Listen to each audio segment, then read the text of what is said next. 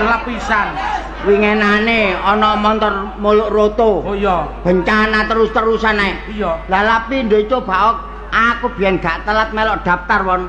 Gak sampak koyo ngono. Lho, mosok Gus? Iku biyen lak dianakno anu sayembara. Oh, sayembara ya apa iku? Sapa sing iso ngempet sumburan lumpur lapindo? Iya. Oleh hadiah omah ambek tunai uang 10 juta. Oh. 100 juta nek gak salah biyen. Iya biyen. Lah wong-wong iku ngawur won. Heeh.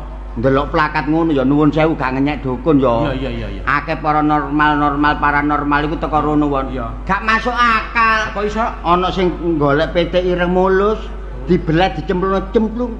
Sakmono mbone PT. Oh iya, gak masuk akal ya. Gak masuk akal. Oh. Terus mari ngono ana maneh won. Mbok teko dipakan pote-pote ngono won. Gawe jubah putih sembarang kalir putih.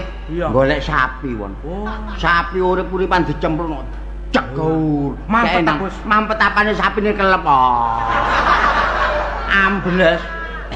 Mari ta pikir-pikir kate pengorbanan terkadang arek perawan rencana dicemplungno. Loh, tapi gak oleh won. Oh. Itu berarti melanggar. Ya iya rek. Wong menungso kok digawe tumbal. Melanggar hak asasi iku. Aku melok daftar. Loh. Wis tutup. Lho alah. Cek apes sih kan, Bos? Apes. Kowe mari ngono tak kandhani lah. Nuwun sewu Pak Win kan jek bola ambek awak dhewe. Oh iya, Pak Saipul ya bola. Pak Saipul ya bola teko nggone bola sepanjang kono.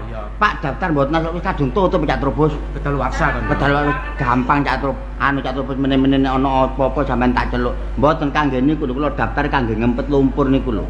Kira-kira kan duwe ide apa, Bos? Duwe gampang. Apa? Aku malah ditakon lah carane iso mampet ya apa Cak Trubus. Gampang sampean tukono diapet.